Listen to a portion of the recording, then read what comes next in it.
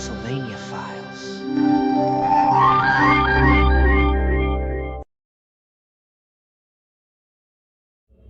Pennsylvania has a railroad grave with 57 Irish workers buried in it.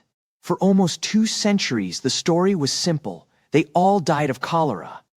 Then somebody dug up the skulls. A mass grave. That's your opener. A mass grave. Real cozy, Arthur. Fine. Whose bones are we digging up this time? Okay, so, about 30 miles west of Philadelphia, near a town called Malvern, there's a stretch of railroader they call Duffy's Cut. In 1832, an Irish contractor named Philip Duffy hired 57 Irish immigrants to carve that line through the hills, mile 59. Every single one of them was dead within 6 weeks. And here's the part that sticks with you. These weren't nameless men.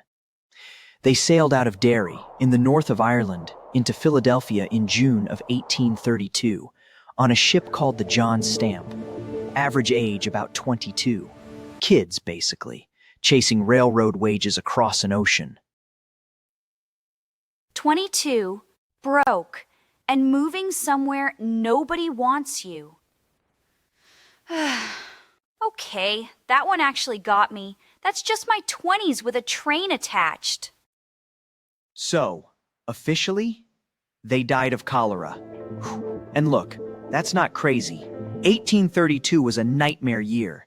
Cholera hit Philadelphia that July and killed something like 900 people by September. 57 Irish laborers dropping out in the woods? Nobody blinked. Case closed. Except, the railroad wrote it all down, and then they buried the paperwork too. There was a private Pennsylvania Railroad file on these deaths, and it sat locked in a company vault for over 100 years.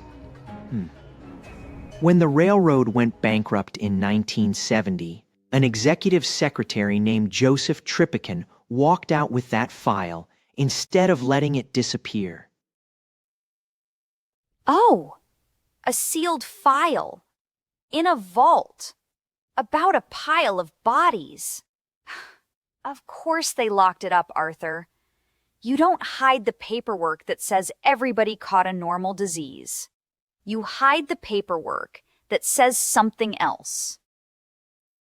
And this is where it turns into a ghost story. There's an account that got passed down. A man walking home from a tavern who swore he saw the dead Irishmen dancing on their own graves. The way he told it, they looked like green and blue fire, hopping and bobbing over the trench. The story goes it happened generations later, sometime in the early 1900s. Green and blue fire dancing on a grave. Nope. No thank you. I'm not scared. I'm just sitting a little closer for, strategic reasons. Don't read into it. Here's the wild part. That ghost story is the whole reason we know any of this. Trippican's grandsons found the file decades later. 2 brothers, William and Frank Watson, a historian and a pastor. They followed a family ghost story straight to a sealed railroad record, put up a state marker in 2004, and started digging. In 2009, they hit bone. And the bones did not agree with the cholera story. A forensic anthropologist at Penn, Janet Monge, examined the skulls they pulled out of the ground. On her read, the damage looked like violence, not disease. One skull with a deep, axe-shaped gash, another with what looked like a bullet hole. You don't get an axe to the head from a stomach bug. Wait, hold on. So the whole everybody caught cholera thing was... Somebody put an axe in these guys and then filed it under... what? Bad luck and germs? That's not a cover-up.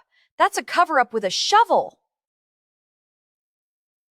Now, There's no confession on record, but the researchers' best guess is grim.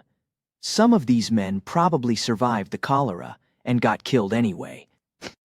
The thinking is that terrified locals, in the middle of an epidemic and a wave of anti-Irish panic, murdered the survivors and let the sickness take the blame. Buried together. Written off. One story that just wasn't true. But they didn't all stay nameless. One of them was John Ruddy, about 18, from County Donegal. They identified him by a rare missing molar that ran in the Ruddy family. In 2013, his bones went home to Ardara, in Ireland, about 180 years late. The others they'd recovered were reburied outside Philadelphia, at West Laurel Hill. Irish flags over the grave, one for every man. He went home. One weird tooth. That's the whole reason they knew it was him. One tooth his family still remembered.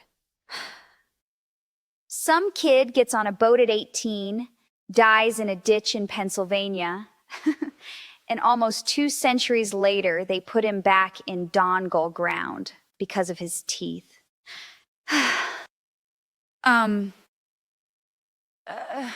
Okay. That's actually beautiful. Tell no one I said that. 57 men came here to build a railroad, and for almost 2 centuries, the record said a sickness took them. The truth turned out to be uglier, and the people who found it refused to let it stay buried. They followed a family ghost story into a sealed vault and pulled these forgotten men back into the daylight. Duffy's Cut isn't a rumor anymore. It's a grave with names on it. You want to know the worst part? It almost worked. 170 years of they got sick, and it took a ghost story and a weird tooth to crack it open.